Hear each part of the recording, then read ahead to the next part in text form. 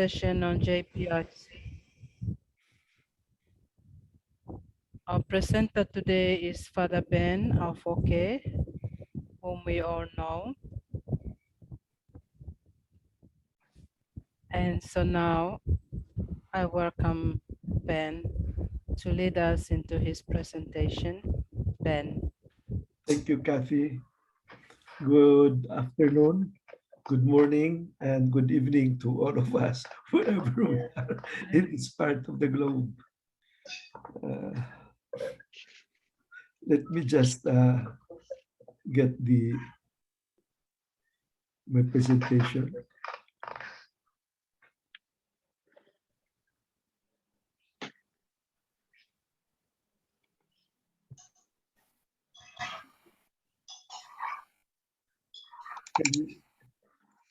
Does everybody see it? Yes. Is it clear? Yes, it's clear, but probably when you get it bigger, yeah. Yes. That one. It is big. Okay. There. Is it opening now? It is. Very good. So we will reflect on our mission of justice and peace and find its roots in the human condition and in our faith tradition within the framework of the spirituality of the heart.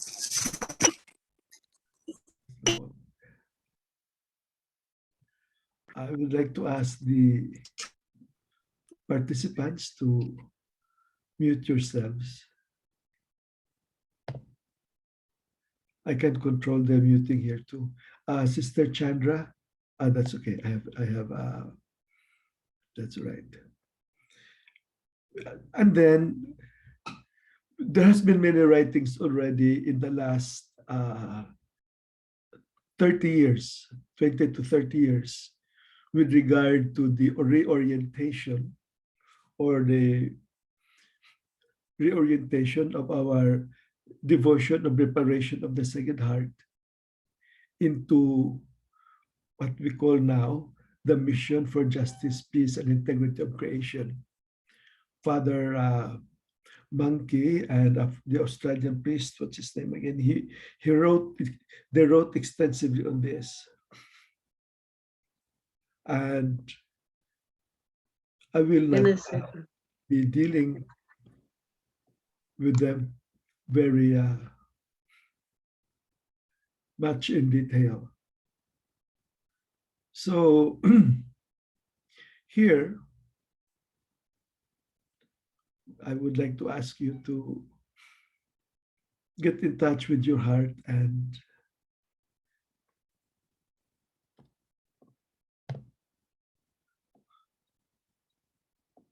ask ourselves what is happening to our common home in the spirit of the writings of Pope Francis, where he connects human life with the ecology.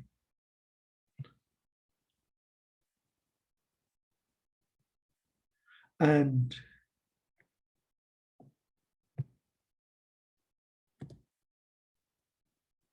here, in many parts of the world, the environment is already destroyed. Mountains leveled off, seas becoming chocolate brown, rivers and streams are drying up or have gone dry, all because of the exploitative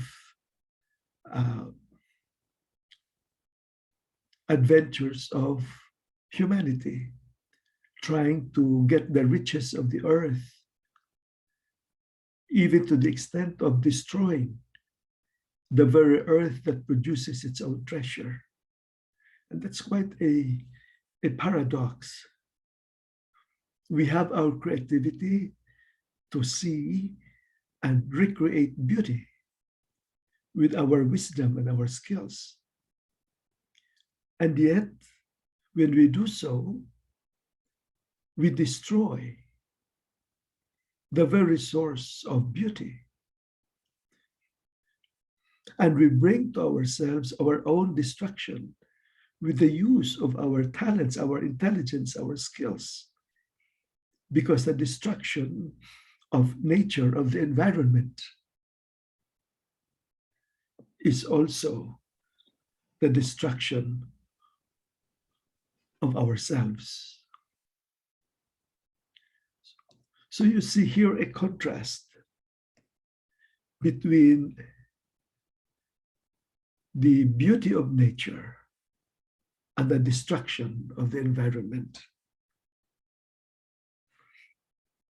And below, you have this beautiful view with the mountain, with the sea, and civilization. And yet, because of the destruction of the environment, this kind of civilization will also go with the disastrous calamities besetting our land, our continents, from typhoons to tsunami to earthquakes, tornadoes, all kinds of calamities besetting human being. So what is happening to our common home, to the environment, and to human life?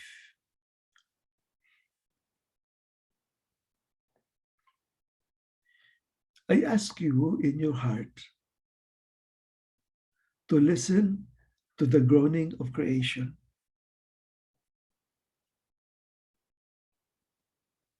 And to the cry of the poor.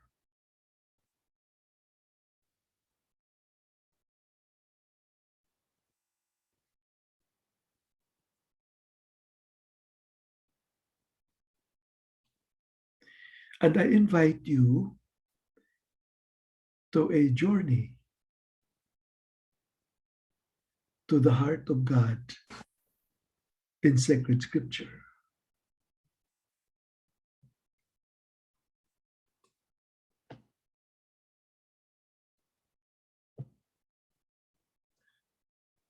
And you see that in the clouds, the heart of God can be in the clouds.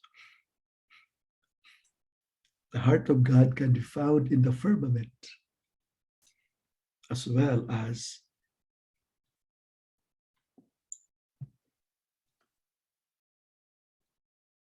in the heart of creation.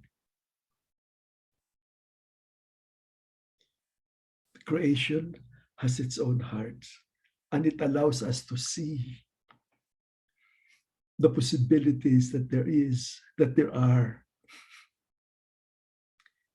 in nature, in our environment. What seems to be arid and barren can also be a source of beauty, a natural source of beauty.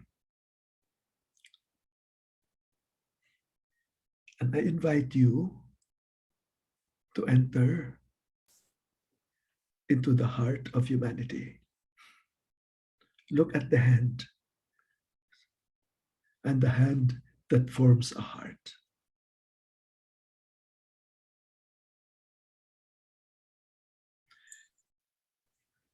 And while doing this reflection in the quiet of your heart, ask, what is the deepest aspiration of your heart? What is the deepest aspiration of the heart of humanity? What is the deepest aspirations of the heart of creation? And the aspirations of the heart of God for us.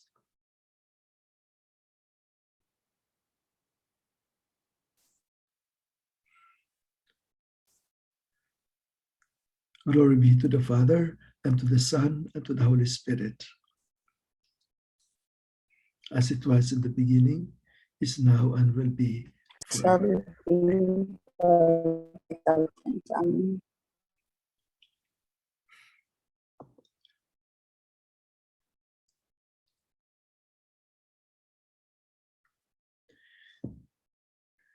We will enter gradually into the heart of creation, the heart of humanity, the heart of God, in the framework of the spirituality of the heart. I really, among all the images of Our Lady of the Sacred Heart, I still feel very much attracted to the original version. To me, it is just so unique and so lovely and so real. 12-year-old boy and his mother, the boy that was found in the temple, explaining to the people sacred scripture, defending the will of the Father, telling the people the heart of God, and the mother saying, listen to the heart of God and the Son. And the Son says, that's my mother behind. And her heart and my heart are linked together from the very beginning. And so this is also a relationship between a knight and a lady, chevalier, a knight and a lady. And the knight will always give his life for the sake of his lady. The son will give his life for his mother, for the sake of humanity. And as I said before, the movement from the devotion of reparation of the Sacred Heart to the mission for justice, peace, and integrity of creation. And I would just like to invite you to appreciate this slide, because you have here the map here. And then I saw to it that because we are APA, Asia Pacific Islands, Australia, and of course we include here the English-speaking Africa, that we will be close to the heart of Jesus. Of course, Europe and the North America and Central and Latin America are close to the heart of Jesus too. But I just want to emphasize that because of our own particular context.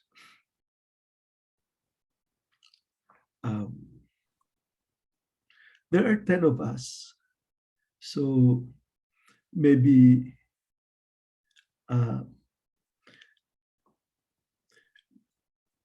Kathy, maybe you can prepare the Zoom rooms, like 10 of us.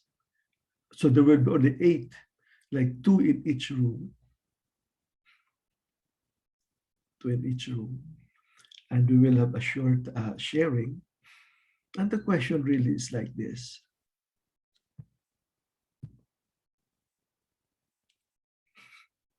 When you hear the word justice, peace, and integrity of creation, what comes into your mind? What comes into your heart? So I would like to suggest that now, at this time, we'll have a minute of quiet, and then we go to our Zoom rooms for 5 minutes, because there are only 2 people in each room, to share your thoughts, your heartbeats with regard to when you hear justice and peace and integrity of creation, what comes into your heart, or what comes into your mind. And the minute of reflection starts now.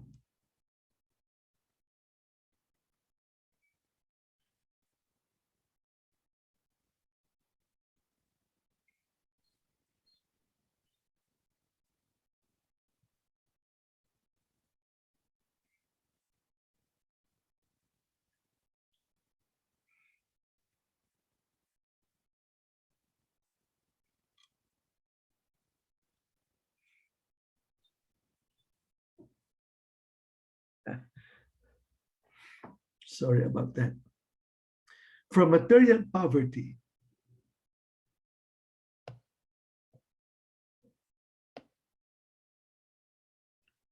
to poor of the spirit, poor of heart, or the confident openness to the will and providence of God. From affliction to a messianic consolation, a Savior uniquely capable of making sense to suffering and death. From detached generosity to becoming the inheritors of the land, which means receiving the kingdom of God. From hunger and thirst for justice to hope for a radical change which only the good news can bring.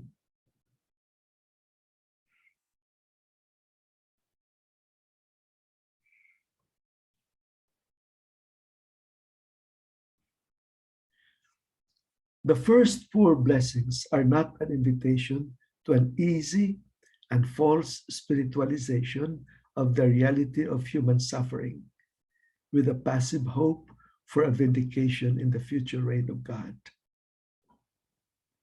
Rather,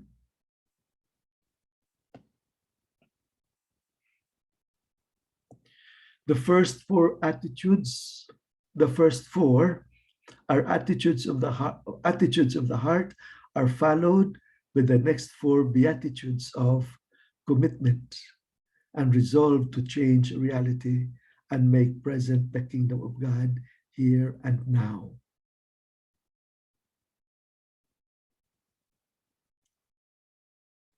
Commitment to compassion, mercy, and solidarity. Commitment to a new, honest, and honorable life.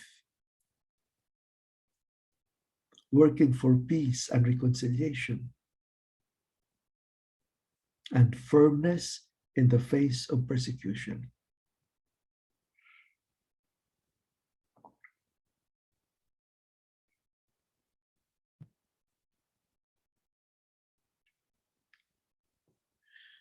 With these 8 Beatitudes, Jesus is pointing at the inauguration of the kingdom, which is already operative in the praxis of the poor.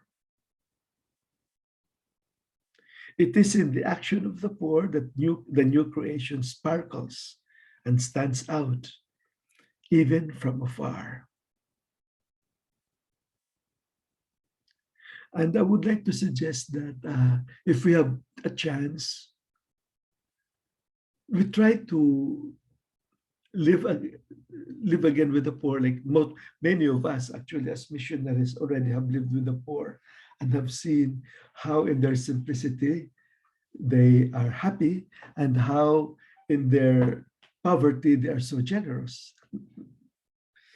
One time I was leading a reflection of the urban poor in Manila and Tatalon who were victims of the flood. We put them together and we gathered some relief goods for them. And we went around New Manila, that's the very rich community around the provincialate, house to house. We introduced ourselves as students of the Ateneo and of Marinol and the exclusive schools. And we were there to collect, funds for the poor victims of the flood. And so the people gave generously. And then in the afternoon or the next day, we went back again because our relief goods were running out. And some of them said, no, we cannot. And the first time they gave generously because we came from known schools, famous schools. The next day they were saying, no, we cannot give much anymore, or we cannot give not anymore because we cannot do that every time, all the time. And then in the reflection among the poor, I shared with them God's love and generosity according to the Gospel of John. And one old woman from the back raised her hand and said, brother, I was then a seminarian, brother, do not ever compare the love of the poor man with the love of the rich man. Because when the poor man loves, he gives his all. But when a rich man loves, he counts. He counts. And I thought, yeah, that's right. I just experienced it. We just experienced it. Yeah. In the poor, the new life of the kingdom is constructed along the main basic axis, such as a shared possession of the land, absence of evil that causes suffering and tears, the practice of justice and solidarity, a new experience of God and of being his children, which radically is the root of true brotherhood and sisterhood, one family of humanity. So the new life of the kingdom, according to this basic axis, is actually a New Testament image of justice and peace and integrity of creation.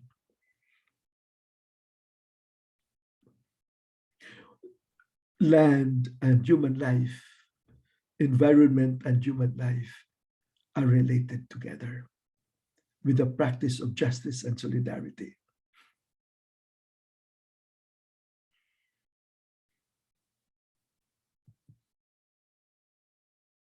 And now we go to the New Testament experience of life that is just, peaceful, and sharing the goods, the environment, the goods in common. When the day of Pentecost had come, they were all together in one place. And suddenly from heaven, there came a sound like the rush of a violent wind, and it filled the entire house where they were sitting. Divided tongues as of fire appeared among them, and a tongue rested on each of them. All of them were filled with the Holy Spirit and began to speak in other languages as the Spirit gave them ability. All who believed were together and had all things in common. They would sell their possessions and goods and distribute the proceeds to all as any had need. Day by day, as they spent much time together in the temple, they broke bread at home and ate their food with glad and generous hearts, praising God and having the goodwill of all the people. And day by day, the Lord added to their number those who were being saved. Just some observations of this text. This is justice and peace and integrity of creation come alive in a new community.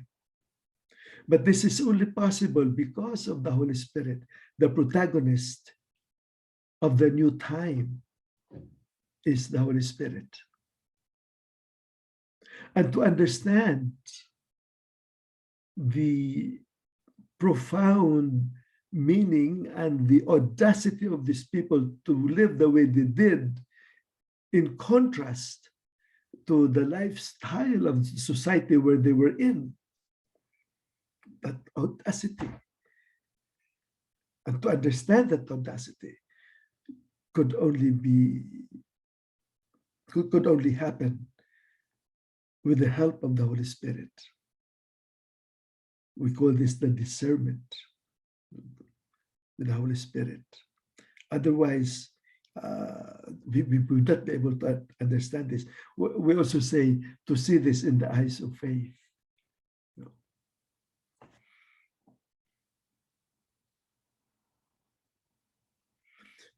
We will stop there for a bit.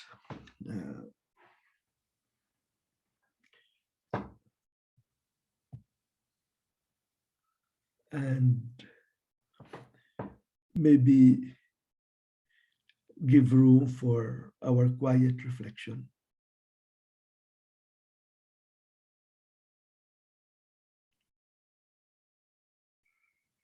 I would like to suggest that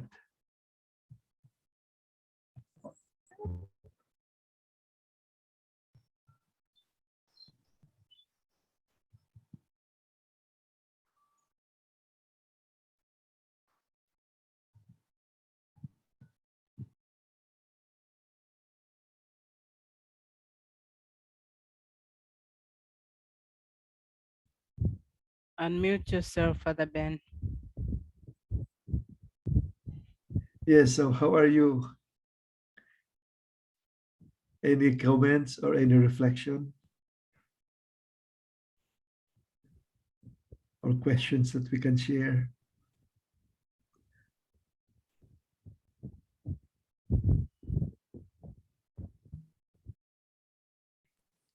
Helen? I like the way you divided the Beatitudes into 4 and 4, and even made it that some are happening now, some are. You blessed are, but you are blessed now for some of them. And then in the, I must go back and look at the when I get a copy of the Beatitudes and just look at them and see for myself what you're saying, Father Ben. And the other thing, a word that I don't often associate with the Holy Spirit, I love the words advocate. I think because when I was very young, I read a series of books called The Advocate, and it was this lawyer who gave all his time to the poor, and especially to women. So the advocate, I love that word for the advocate for the Holy Spirit. But this one here, you use the protagonist, how the Holy Spirit is there, is pushing us along, is forcing us. He's the protagonist. He doesn't let us stay still. And you can see, I think that to me, that wonderful president of Ukraine, how he seems to be so full of the Spirit to me. He's always on, saying things and not criticizing other countries that aren't doing what he wants them to do, but just begging them to do what he wants them to do without criticizing them. The Holy Spirit as the protagonist. I think he's in the world as the protagonist these days. Am I on? Yes, you're Helen. Thank you very much. That was wonderful.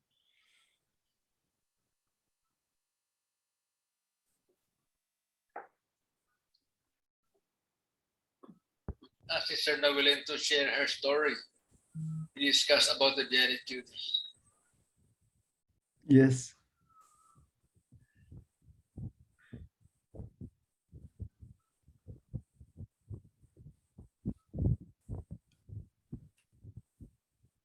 Who will, Jean? Father? If she wishes, Sister Nawilin. Yes, please come in. Sure. You have Yes, a nice, really. beautiful There you story, are. Sister, about the Beatitudes, the merciful. Blessed are the merciful.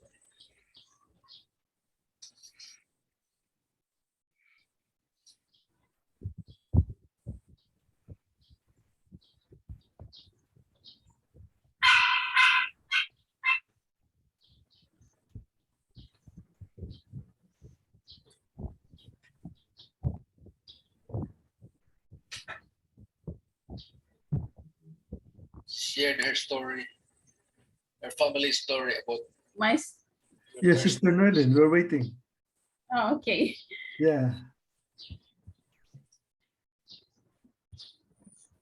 Yeah, when you were giving your talk on the Beatitudes, I reflected on the way it says, "Blessed are the merciful," and I recall in my family, every time my father is a leader in the village, and every time the young fellows who do anything wrong and they get away with it, and my father is the one, my parents, my both parents, are the ones get the blames for everything that the young people, especially young men. And when I was little, I didn't understand, and I would just say, okay, my parents are like this. And when I went to school, growing up and when I grew up and went to school, I understood things. So I would tell my parents, why don't you report them to the police or do something that will help the cut down, will help the young fellows cut down on what the problems that they are bringing into the community. And my parents would not do anything. They would just say, it's okay. They will change one day, one time they will change from what they will realize, and they will change from what they do. They will know that what they do is wrong and they will change from it. And then I became a nun. And looking back to my parents are merciful than I am. I have no met. Sometimes I get so angry if my parents continue to let the boys, young fellows, bring troubles, and instead of the troubles going to the parents of the young fellows getting the blames, it is my parents. My parents are the ones taking, getting everything that where they are not supposed to. And me as a daughter of Our Lady of the Sacred Heart, a missionary of the Sacred Heart, the Merciful Heart, for me, sometimes I see myself not having much mercy, but for my parents, they are so merciful. Yeah, so that's my story about my reflection about the Beatitude. Blessed are those who are merciful. Yeah, there are many scoundrels there in Papua New Guinea. Scoundrels and rascals, yeah. Port Moresby. Scoundrel. Yes. Thank you, sister. Yeah, thank you.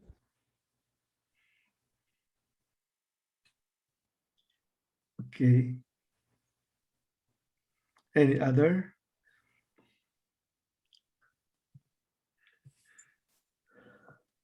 Okay. Shall we have a short break of 5 minutes? Yeah, very good. So my watch now is 10 minutes, we'll take coffee. okay, 10 minutes. 10 minutes coffee. So we come back at 3:10. Thank you.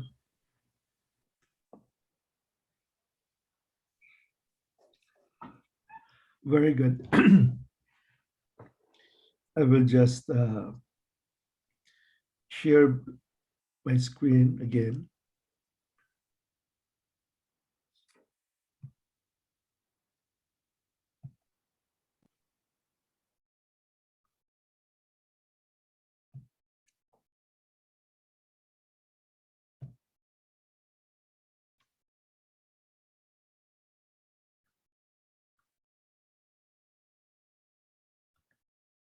Okay.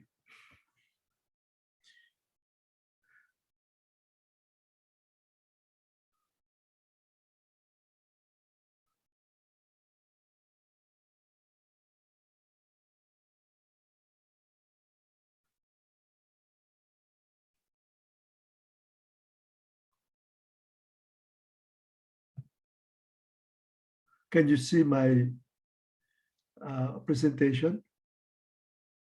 Yes. Very good. Yes, Father. Thank you. Have there's a black mark too at the side. Yes, Father. No, no more. Okay. So having gone through the journey to yesterday in the biblical perspective, the material reality, the experience of material reality, and the corresponding reflection of the people based on their aspirations and their struggles. And to God's loving intervention, there arose this quest for justice, peace, and integrity of creation.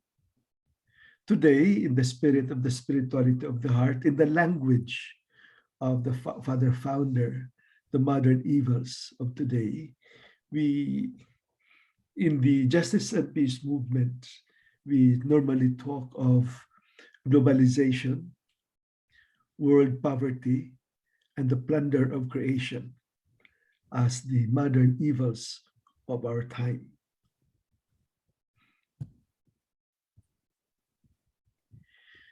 And we would like to look at that first from the macro perspective, and then later on we will go to some micro perspectives, and then towards the end, what we could possibly do in the light of the projects of the general house of the trigeneralate of the church, and of course here in our situation in APA, including English-speaking Africa. So the world situation, the political map, just look at it. So you have Canada, United States, and then Central and Latin America. And then over here in the huge continent of Russia, Federation, led by Russia, of course. And then you have the Western Europe and the United Kingdom now has exited from the European Union. And then you have the Middle East. And then you have the countries that used to be part of the USSR, the Russian Federation. And then you have the one had China and Mongolia, and China's control over Mongolia and the nation states of Asia, our region here, including Australia and Pacific Islands. And of course, the very rich continent, and yet so poor, the continent of Africa. And this is the geopolitical map, which tells us of the influences of countries, of the superpowers in the globe, and the yellow, and then the one in gray, and of course the one in red, and the one in green. And then the third world, what we call the third map of the third worlds, some people today do not want to use the three worlds perspective because they think that we are now globalized and a product can be made in many different kinds, in many different parts of the world. So for example, the car probably was assembled in say Manila, but its spare parts would come from Bangladesh, manufactured in China or Australia, and then they're assembled. It's now a world product rather than the product of the Philippines or product of China. They call it now world product. But actually, the owner of the company is not world. Probably like Kia is Korean, and Toyota is Japan. Ford is American. So much of the profit would still go to them. So it is in the sense that it is still useful to look at the map of the three worlds and how the ones in red, the poor countries in red, are utilized by the socialist world or the communist world, erstwhile communist world, but which are now capitalist, and together with North America and Australia, how they're utilized, the ones in red, in terms of supply of natural resources and supply of cheap labor and dumping ground of the products, finished products of what used to come from them.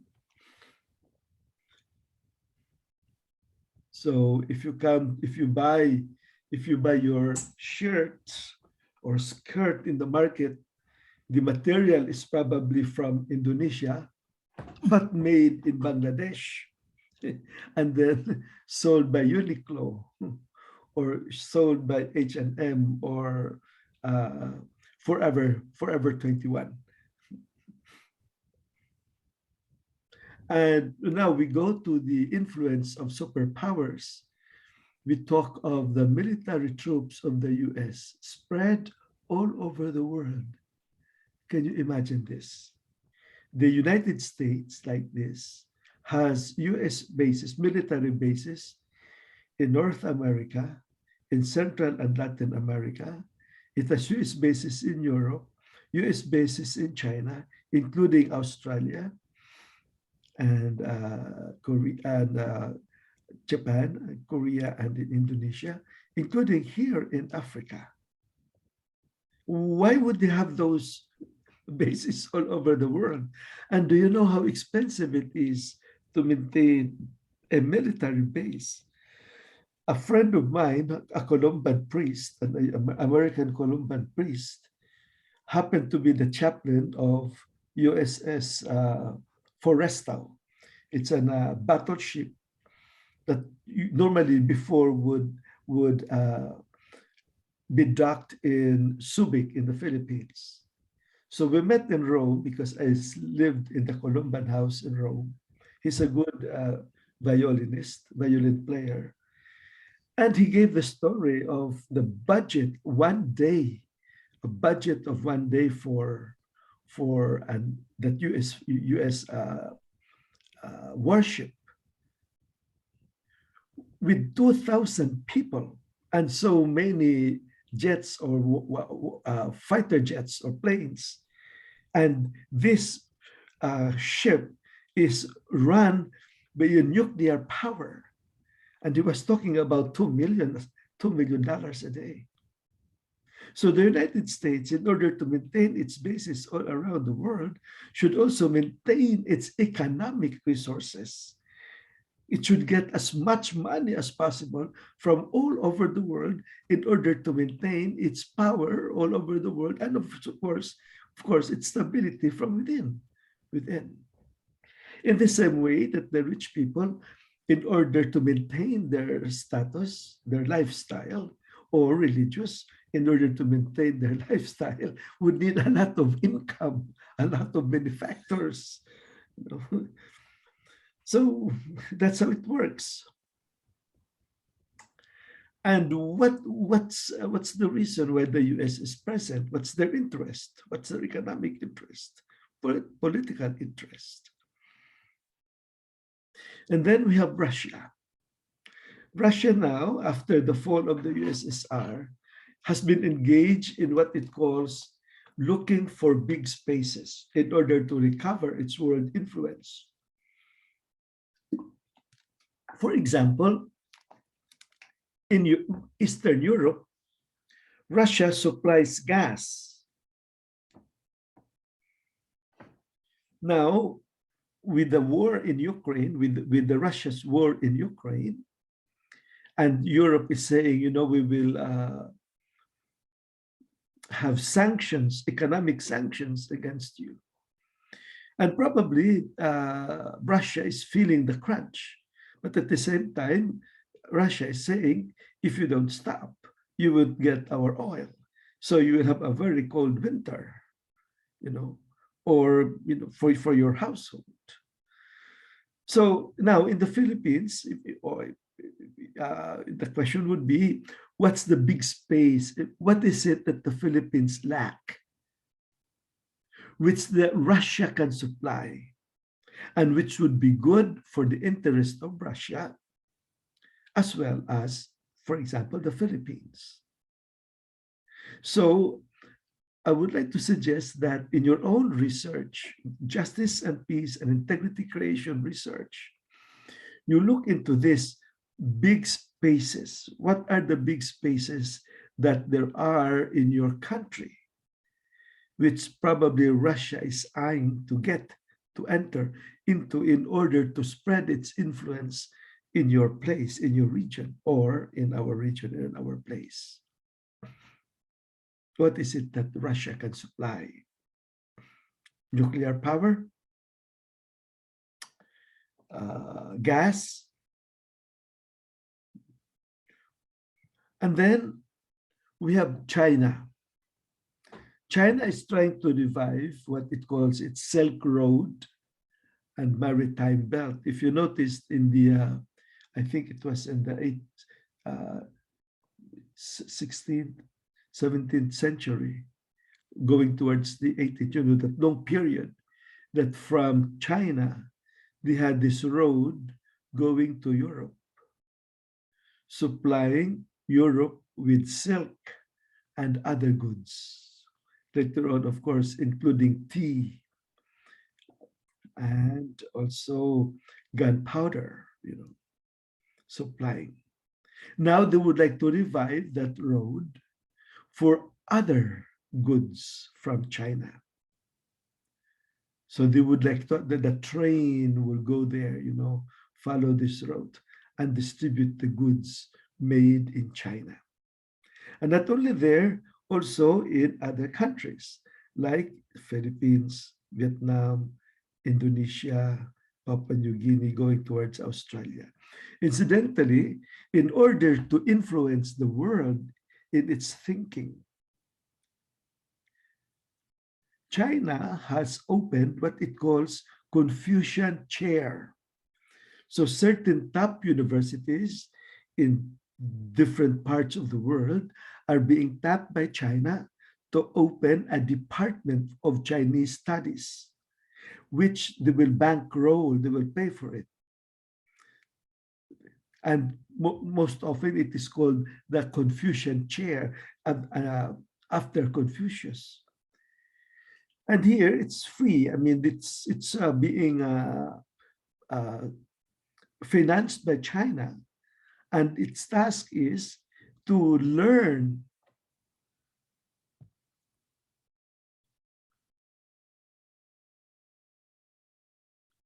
Sister Evelyn, to learn from China, its philosophy, its culture, and of course, its what it can give to the world. And in that symbiotic relationship, be able to influence the thinking of the host country and be open to Chinese products, Chinese influence. So maybe you can make a research on that. For example, in Australia, is besides looking into the possibility of the US presence, US basis presence in Australia, are there also universities with Confucian Chair, or maybe in Indonesia, or maybe in India, you know, or for our friends, for our sisters in Africa, in Ghana, or wherever where sisters are coming from, Namibia. Look into that, because you are targets too of China. Incidentally, I heard that Kiribati, which is slowly sinking, that island has been bought by China. And I think Fiji has offered, and there's another island there where the people from Kiribati would be transferred. Why would China buy a sinking island? And incidentally, they have large influence now in the Pacific and, of course, in the Pacific Island area. And then they're trying to claim the seas here, claimed by Vietnam, by Malaysia, by the Philippines, by China, by India, and by Japan. This is very important, this route here, because this is the gateway to the Indian Ocean going to Europe. So not only the Silk Road, but also maritime belts. Oh, by the way, Sri Lanka, which is indebted to Russia, to China, doesn't own its wharf anymore. When you borrow from China, part of the contract, which is not supposed to be revealed, it's confidential, says that in case of default, China will take over the patrimony, the certain patrimonies of that debtor country, of the indebted country. So that's happened to Sri Lanka. It's happened to Honduras too. Certain oil explorations in Honduras don't belong to Honduras anymore, but belongs to China because of the default in paying the debts. They were not able to pay the debts. So I would like to suggest that maybe part of the research, justice and peace and integrity of creation research, is to look into this phenomenon, the China Silk Road and Maritime Belt, and the indebtedness of our nations to China and the possibility of default and China occupying part of our nation's territory, our respective nations' territory.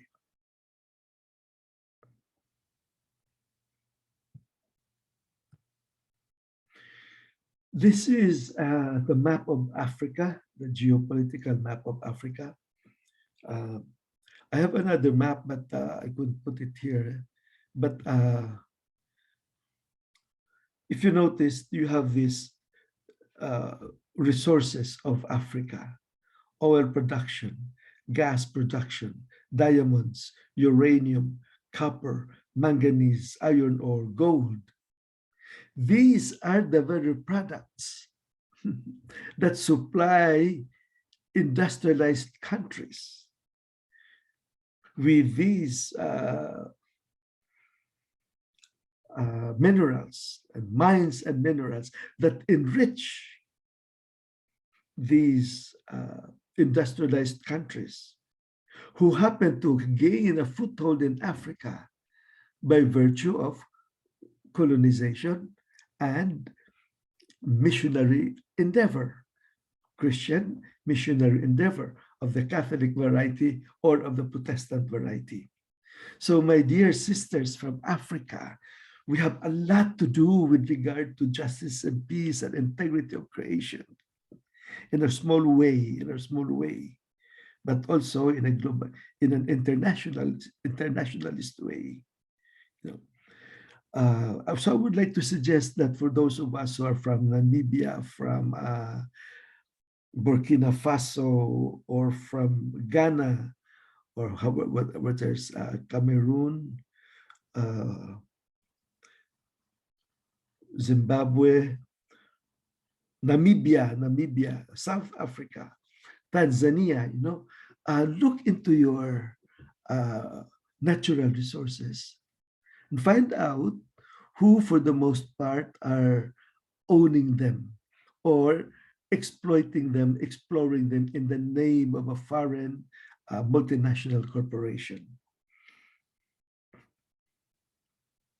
So Africa is so rich and yet so poor. And this is just an interconnection, a risks interconnection map which you could study. If there's economic disparity, there's also global governance failures.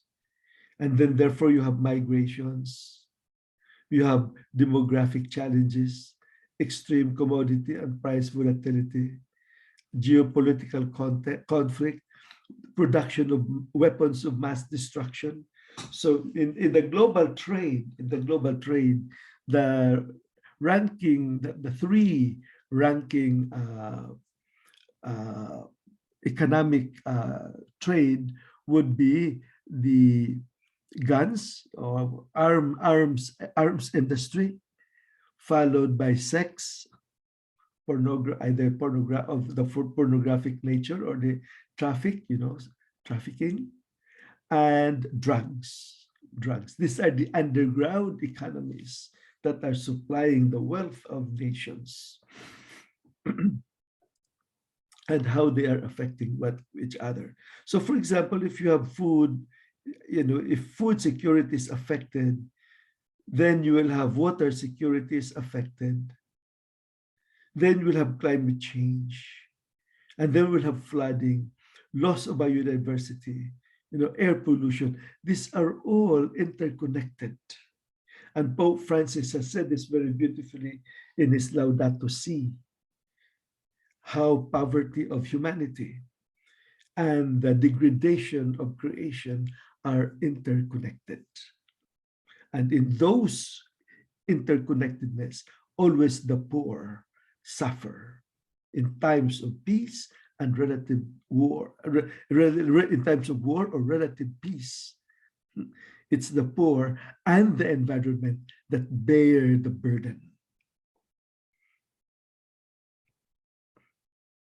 And here, this is a geopolitical map of world hunger.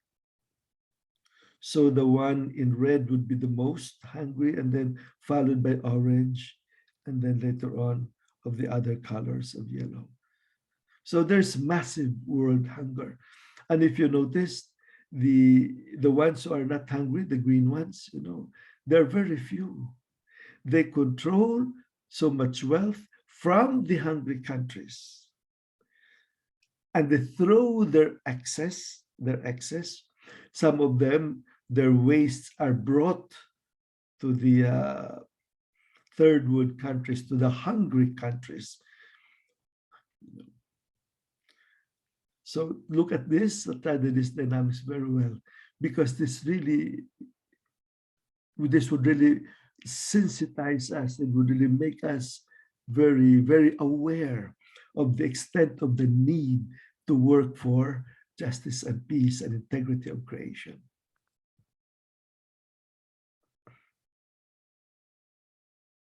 And then the issues and concerns of justice, peace, and integrity of creation in our broken region of Asia, Pacific Islands, Australia. And these are being repaired by the movements of the poor, not by the rich who control the industry, nor by governments that are the bureaucrats paid by big business to make laws for themselves, rather than for the poor and the environment. So there is the question of the land, the quest for land reform and food security and sustainability in Asia. Centuries-old land monopoly of few big landlord families, coupled with systematic land grabbing of local and foreign corporations assisted by Asian governments. In Indonesia, this is happening. Remember, there was a time when whole villages would be asked to leave their village and go to a certain island, go to a certain mountain, so that the land that they left behind would be free for big monopolies. And then they will become workers of another big monopoly waiting for them in another island, another mountain, in the name of development. That also happened in Korea and in Japan. The poor farmers with their small farms are being consolidated by the state, and then that will be rented by or sold to big corporations. Because their argument is, if only the small farmers would till their land on their own, there would be less income, whereas big companies have huge profits. Landlessness in Asia is further aggravated by land use conversion, plunder of natural resources like mining that needed the conversion of agricultural, forest, and foreshore lands into plantations, mega dams, commercial and industrial uses, special economic zones, ecotourism projects, and other non-agricultural uses. I would like to suggest that in the areas, especially in the Pacific Islands, this would really be part of our research, because this is very real in Papua New Guinea. This results in converting farmers into laborers, promoting harmful technologies, and displacing millions of peasant communities, losing their right to ancestral lands and endangering food sovereignty. In Australia, this happens, losing the right to ancestral lands. And I think Our sisters have been working hard with them and for them with the Aborigines. And it's a good thing that there's a recognition now of the Aboriginal rights, but much still needs to be done. On the other hand, for example, in areas like where there are mines in Bougainville or in Bougainville in Papua New Guinea or in some parts of Indonesia and the Philippines, it is possible that the mining companies that are destroying our environment are Australian companies, mining companies. Therefore, it is important really for us to see this and to work together. Just an example, Nestle. Nestle's main office is in Switzerland, and it has a huge plant in the Philippines, in Laguna. The workers demanded an adjustment in their salary. What the management did was to fire the workers who wanted a better salary. And then they broke the picket lines and they shot at people. I think like 5 people died. Now, a congregation, I will not name which congregation, has a huge investment with Nestle. And it happened that their superior general visited the Philippines when this was going on, the violence was going on.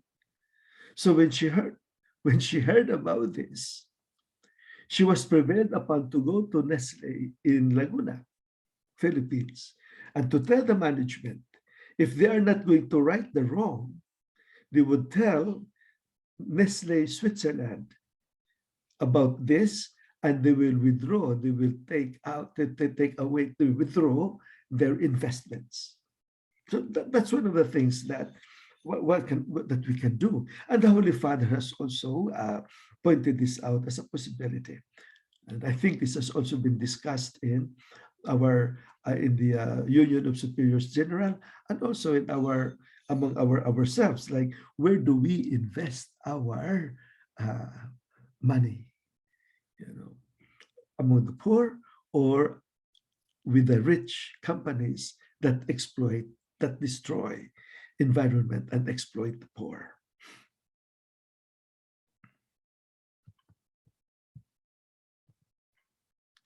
Of course, child labor is also an issue in Asia-Pacific Australia. Commercial sexual exploitation is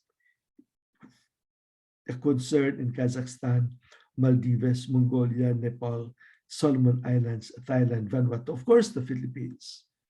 Throughout Asia and Pacific region, children are employed as domestic workers in third-party households. So we talk of child labor, and we also talk of trafficking of children. Protection of children and child labor, child trafficking is still wanting in Samoa, India, and Papua New Guinea. Fiji, Kiribati, Maldives, and Papua New Guinea have not prohibited hazardous occupations and activities for children, etc. And then, of course, violence against women and the LGBTQ. In India, the Dalit and the LGBTQ. Across Asia Pacific, Australia, domestic violence and rape against women, and women as victims of human trafficking. Women in work, equal work with men, but they receive an equal pay. And then the commodification and feminization of labor, especially migrant or overseas workers. In Indonesia, Philippines, Malaysia, India, they export human labor as a source of income for the country. And most of them are women. That's why we talk of feminization of labor. And because they are there, sponsored by the governments, encouraged by the governments, they are being commodified. They are like commodities, things for sale to the highest bidder. Highest bidder meaning the employees. And then we have the women and LGBTQ are blamed for the atrocities of men. This especially in India, happening in India. As I would like to suggest that maybe our Indian converts, our Indian sisters, could really look into this. When I was there, I had a 2-week conference there in India, an ecumenical conference. And they said that it's an open secret that when women move around India, ride in a train alone, she can be raped by men. She can be surrounded by men in the train and be raped. And if she dies, or she could be killed and thrown out of the train. And at that time, the government was making a campaign against women that women should not be seen with men without companion, that they should dress like this and so forth, so as not to invite the lust and violence of men. That's wrong. So our colleagues in India came up with a counter advertisement or counter propaganda saying men don't rape, rather than saying women, you should dress up so that you could not be raped. No, we're saying men don't rape, don't rape. So that should be addressed to men as a question, as a matter of justice, peace, and integrity of creation. And of course, the LGBTQ, you know how LGBTQ in India there are laws in India that are against, that prohibit people, that would imprison LGBTQ. So one of them, this is really fascinating for me, the chairperson of LGBTQ rights of the United Church of India, or the Protestant Church of India, is a transgender. She has been in and out of jail, and she would always talk and stand by the rights of transgender as people. So at one time in the confrontation with the judge, she told the judge, "Why do you judge me but what I have below? Why can't you not judge me and see what is inside me and above me?" That's very, very erudite, very, very profound, I think, sharp rebuttal. Of course, the problem of women and their place in Asian religions and in Islam, we know that. And then the women and children and LGBTQ in situations of conflict and war. And now, Laudato Si talks of climate change. We will not, I think many of us know this already. So, climate change and the greenhouse effect. So global warming then is the immediate result of the greenhouse effect. It refers to the increase of the planet's average surface temperature. In turn, it forces the long-term pattern of the climate to change to a much warmer state. And of course, in this interplay of warm and cold, and then we have disturbances, we have heavy rains, we have typhoons, and then we have earthquakes, and we have tsunamis or tidal waves, surges. And Laudato Si, Pope Francis, the decline in the quality of human life and the breakdown of society and global inequality, these are all interrelated. Considering the framework of an ethics of international relationships, the encyclical indicates how a true ecological debt exists in the world.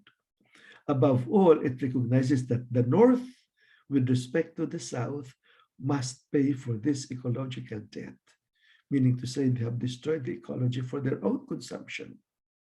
That they must pay, because the victim of this normally are the poor, who have nowhere else to go.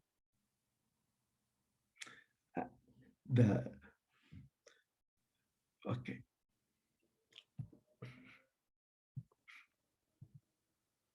And Pope Francis says now is an urgent time.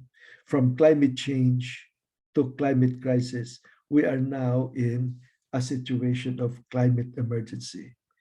And it's like 12 years more to go. If we reach the tipping point of 1.5 centigrade, above the pre-industrial temperature, that would probably 20 by 2030. So we must not cross this temperature, because if unabated, this temperature would rise up to 1 point, it would rise by the year 2030, and that could be difficult, disastrous.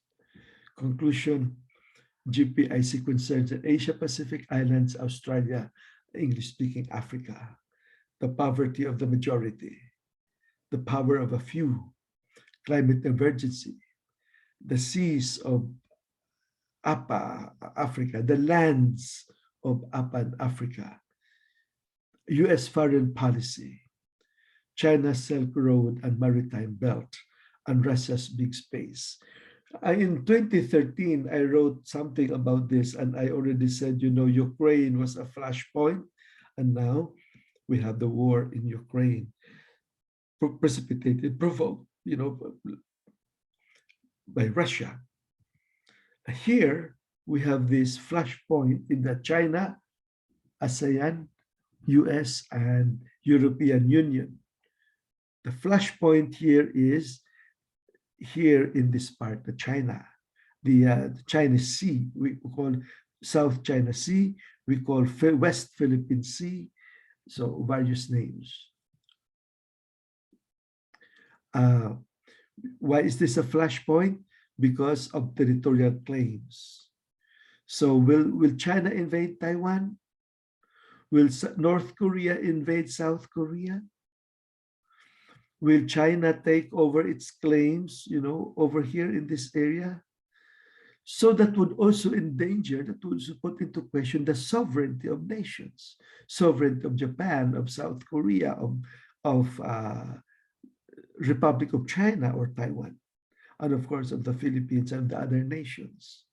And then the exclusive use of maritime resources and the freedom of passage for the seas going through here. So therefore, the flashpoint here is in this area now, in our region, the ASEAN region. And that really is a work, is a concern of justice, peace, and integrity of creation. I would like to suggest that at this moment, we will have our reflection together with the song.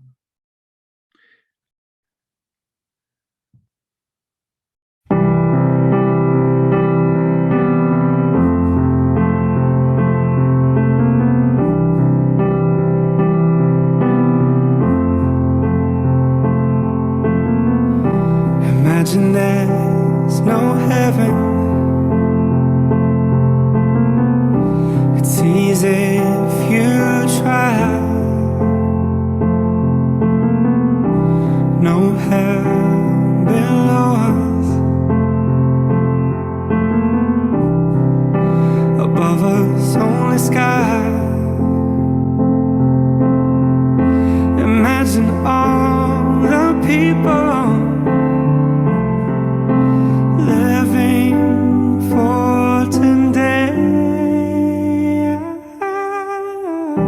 imagine there's no countries.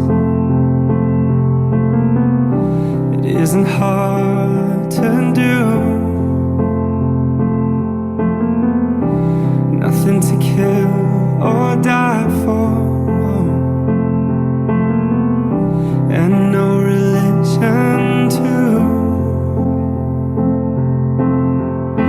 Imagine all the people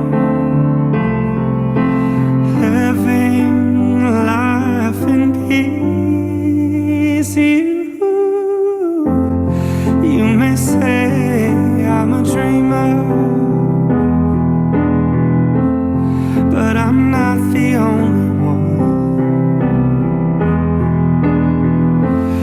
hope someday you'll join us, and the world will be as one. Imagine no possessions. I wonder if you can. No need for greed or hunger. A brotherhood of man. Imagine all the people sharing all the world. You may say I'm a dreamer, but I'm not the only one. I hope someday you'll join us, and the world will live as one.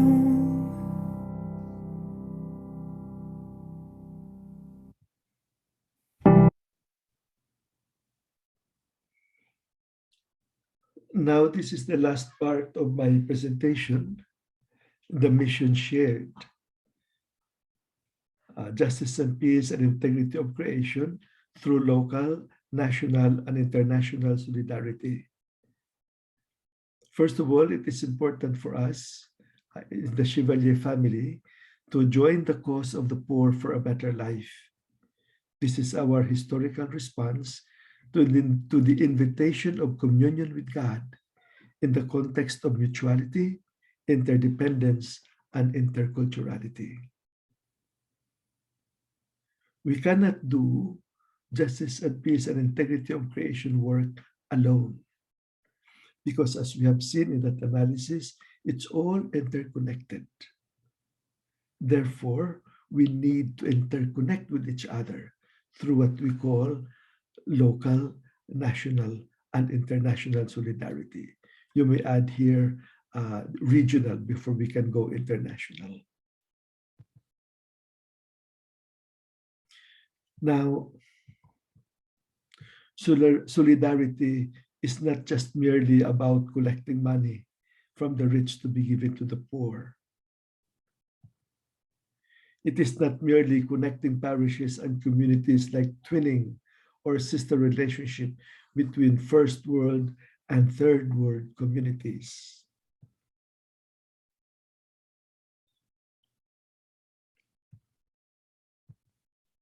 It is more profound. Sociologically, it takes seriously the question of relationship between the rich and the poor, between developed countries and underdeveloped countries, and developing countries. And theologically, it raises the question of justice and equality, of integrity of creation and the dignity and equality of all human beings, and our common home over socioeconomic political arrangements. So it's a theological question of justice and equality and peace and integrity of creation. Now, it has already been said by Popularum Progressio. Poverty and underdevelopment are, under another name, the griefs and anxieties of today, especially those who are poor. And socio-anthropologically, they offer an analysis, economics and politics in their worldwide dimensions. And it means that the problems in industrial enterprises or in the workers and union movements of a particular country or region are not to be considered as isolated cases with no connection. On the contrary, they depend more and more on the influence of factors beyond regional boundaries and national frontiers. Incidentally, in this regard, I would like to thank Indonesia for their help to us here in the Philippines when we tried to save one of our women compatriots there, Jane Velasco, who was falsely accused of drug trafficking and was placed in the island for execution. We were able to forestall the execution and to continue with the investigation, that she was conned to that by a couple here in the Philippines, and she was caught with drugs hidden in her bag, and therefore he was committed to prison. Now, what happened was, when she was about to be executed, our human rights colleagues in London called the Philippines, asking us if we knew of the Bishop of Jakarta whom we could tap to intercede on behalf of Jane Veloso. Now, our friends in the Philippines called me, and I didn't know who to call. So I called Father Adri, MEC, in the United States, California. At the time I was in Manila, to ask him if he could connect us to the Bishop of Jakarta, which he gave. We called up our colleagues in Jakarta. They went to the bishop, and they were able to negotiate for the postponement of the execution of Jane Veloso.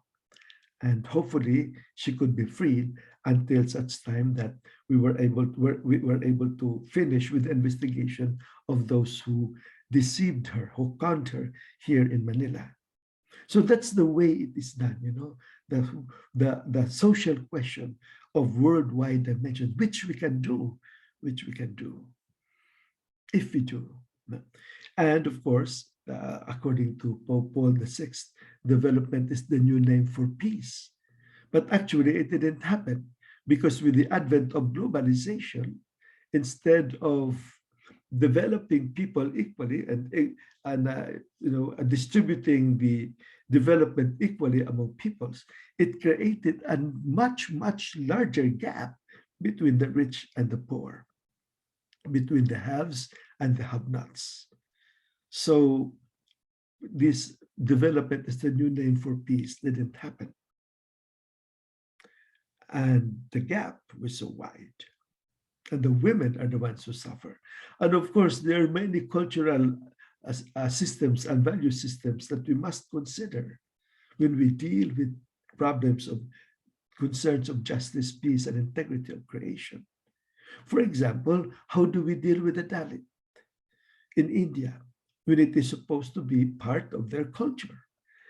And that we know from our side that that is wrong, And incidentally, it could happen, like in the conference I attended, the parish priest was a Dalit, and the assistant parish priest was a Brahmin. So he said, Father, Ben, we know we are not supposed to have this, but it's in our system. Sometimes we cannot prevent it. We tend to put each other, in a bad light because of these cultural dimensions. And it happens too in many other parts of our region. Of course, the deeper theological reading is a situation of sin as personal, structural, and social, and therefore the moral alternative of solidarity. Solidarity is above all a question of interdependence, sense as a system determining relationships in the contemporary world in its economic, cultural, political, and religious elements, and accepted as a moral category. So that solidarity now is a virtue. And there are forms of solidarity among the poor, personal and interpersonal, familial and societal, domestic, regional, national, and international, and global. This really we can do as a project for our region. Okay.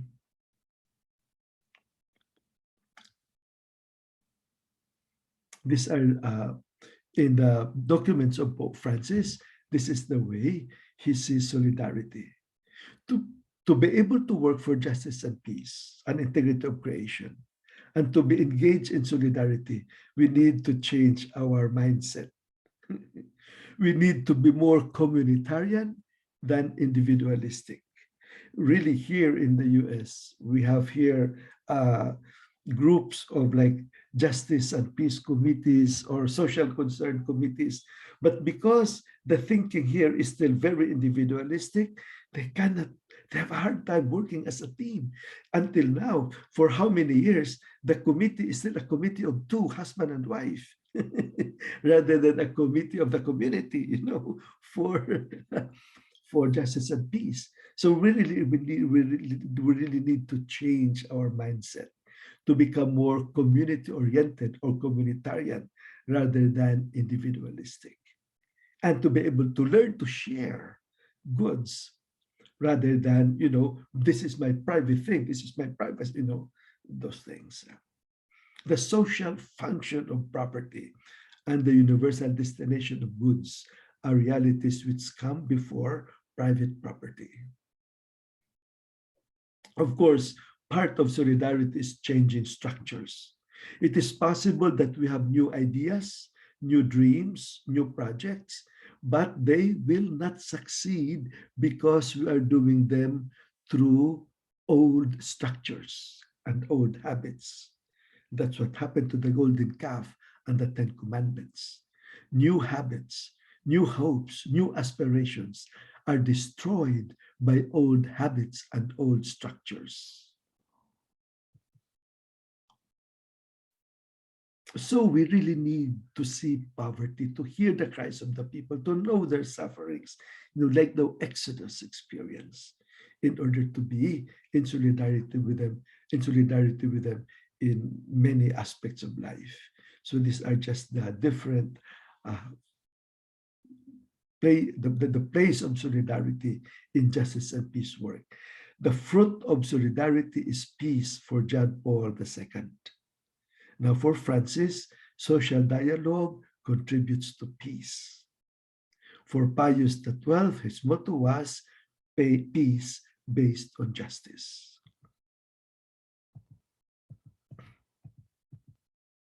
Now,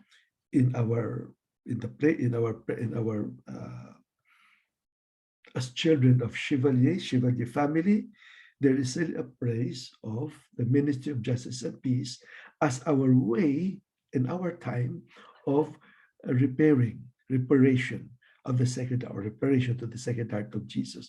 We don't repair the heart of Jesus broken by sin. We repair the world that he loves, the creation that he loves, that became part of his body.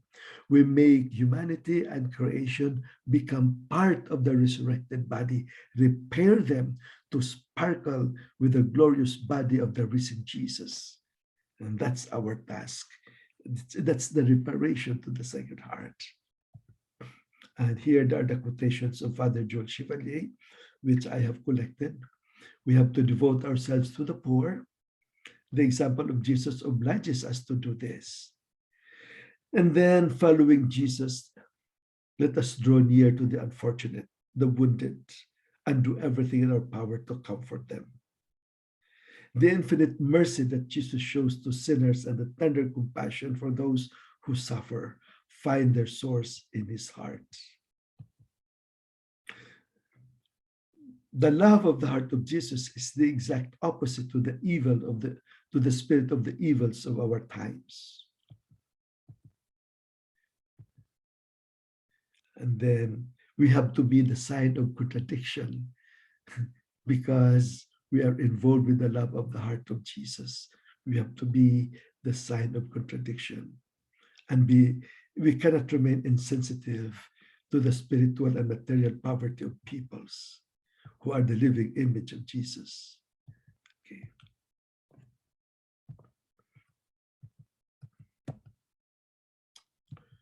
Okay. And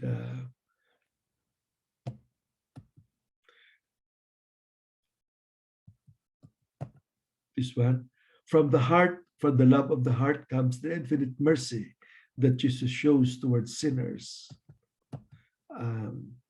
Just as the love of the heart of Jesus is the quintessence of Christianity, so Christ is the living expression of all created things. Christ is the living expression of all created things, not just of humanity, but of the stones, of the flowers, of the plants, of the stars, of the universe. That's Shivali and the integrity of creation. Okay, so we are familiar with that. We're familiar with the two. So it is through the love of the heart of Christ that the love of God, God himself pours himself out on the world and on the human race. Remember this, I think Father John Chevalier had a very, very keen awareness of the world and humanity. And God communicating himself to his creatures, to all of us. And this one is beautiful. Already in matter, there is a sort of knowledge, a beginning of love in the atmosphere and in the water. These thousands of varieties of animals know one another, love one another. A first draft, a first outline, perfect in itself, wonderful, entrancing, but only a distant sketch, a long way, unfortunately, from its model, Jesus Christ, the Sacred Heart. Jesus is man God. He reunites the whole of creation. I am the life, he tells us, all created life and uncreated life, plant, animal or material life, spiritual and rational life. That's Jules Chevalier and the integrity of creation, justice and peace and integrity of creation. The love of God descending to the whole creation and the whole of creation rising to God meet in the heart of Jesus. That's very powerful. Okay. Okay. Now, what can we do? So on your own, you can make this kind of table checklist on your own personal. What can you do to create a group for justice and peace and integrity of creation? So you have preparatory phase, and then you have the organizational phase, and then you have to expand the group. It's very important that you have study, immersion, study, and reflection, action. And always immersion, study, reflection, action. And bring the poor with you. Bring always the poor with you in every step of the way. And then location can be rural or urban, and the group always with the poor community, especially those who are already engaged in the struggle, or together with the Shivali family and network together. Okay. Now, the practical thing is we have received a letter from Father Andre, who received a letter that May 22nd to May 29th is listening and journeying together, Laudato Si week. So I hope that after this course today, you will go back and see, yeah, I will go to this I will go to this link and click. Maybe your superiors also receive the same letter, and so you can link with them and find out what you can do in your country, in your region. Now, from our Tri-Generalate, I think this is their program, the program of implementing Laudato Si in our congregations. These are the things that we can concretely do. For example, to choose local or indigenous plants and shrubs to use in our gardens and on our properties, to promote biodiversity by planting or sowing varieties of flowers to attract insects such as butterflies, bumblebees, and bees, to avoid the use of chemical herbicides and insecticides, okay. To ensure access to clean water for everybody, and to train community members in hygiene practices, to combat stereotyping of migrants and refugees by promoting a culture of openness and encounter. To promote and protect indigenous leadership by ensuring indigenous communities have the rights to their land and by elevating indigenous leaderships. To buy food from local farmers, where and to opt for organic seasonal products from our own country, and to choose fair trade. I hope you're familiar with fair trade. This is the kind of an international group now that buys directly from farmers and promote their products internationally. And to ensure financial investments are ethical and sustainable by divesting from fossil fuels, investing in socially responsible enterprises, and choosing ethical banking and insurance companies. To consume less, to reduce, consume less, thus obliging manufacturers to produce less. Can you imagine? If we consume less, they will be forced to manufacture less, not overproduction, overproducing. To choose clothing of materials that are long-lasting like cotton. To, after use, to unplug the electrical appliances that have a standby function in order to avoid standby consumption. Practical things: to reuse, collect rainwater to use as drinking water, use recycled paper and envelopes. To follow in the news what is said about environmental issues, of education, ecological education, to foster ecological conversion by changing our attitudes. Ecological spirituality in order to be good stewards of creation, to speak in our liturgy regularly of God as our creator, the one who made all of creation, to organize outdoor celebrations like cemetery mass, to celebrate the season of creation, study Fratelli Tutti and Laudato Si in connection with spirituality of the heart, etc. And then community engagement and participation. Publish our JPIC bulletin, to learn to know the organizations, our neighborhood, and what they're doing. Solidarity work, networking, together with the city council.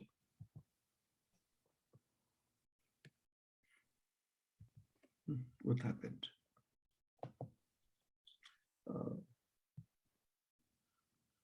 So I think I end my presentation there with certain practical steps, practical moves from our guidelines from our general aid in connection with the how do you call that, dicastery in Rome, and the Laudato Si movement. So I'll stop my sharing there, and thank you very much for your patience.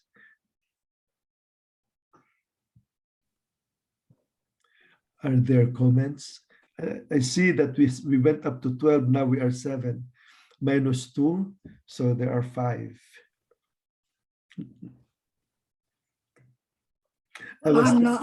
I'm back. I got lost, but I'm back again. Father, thank you very, very much. The research is terrific, and it's really shocking, frightening at what you've told us, even though I know a lot of us know a lot about our own area. But to see it on a global scale, it's frightening. It's confronting in making us think what we can do. So I thank you very, very, very much for opening it out to us, so that surely after this, every one of us must think of something, even if it's only one small thing, of what I can do to save our world. Thank you very, very much. Thank you. That's our spirit from Israel.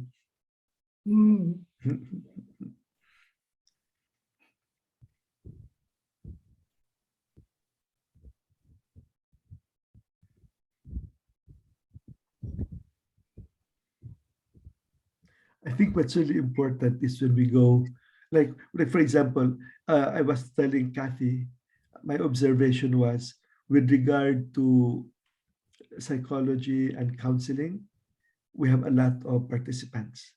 But when we go to justice and peace and other things that, that are more socially oriented, I think at least I can say for the people who I live with, we know a lot about what's going on. You know, even down to the raping of the land and the loss of the land by the Australian Aborigines and all that in different countries. But you know, sometimes we think it's too big. It's too big. We can't do anything. But when you bring it down to things that you can do, just small things. Yes, I found it very, very, very, very, very, very inspiring. Thank you very much. Thank you. You're welcome, sister. Thank you. In the Philippines, we have this program, the Laudato Si, Line to Laudato Si, the MEC Center for the Poor. And we have the ecology. We have rebuilt a forest together with the indigenous peoples and the farmers and their products.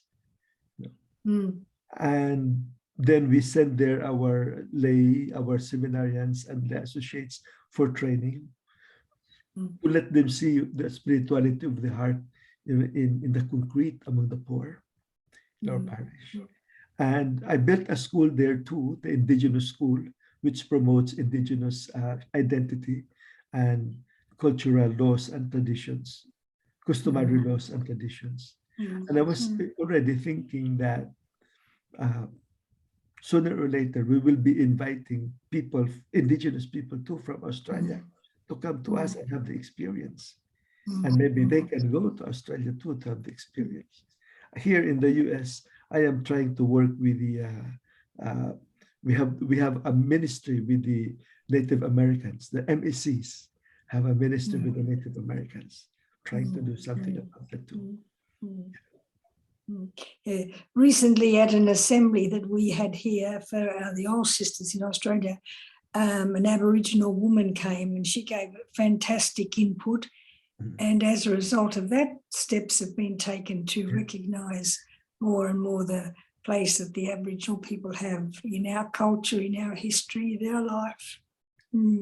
So I think people are becoming more aware, and when the big superpowers start making steps that surprise you, that shock you, then you start to realise what's happening.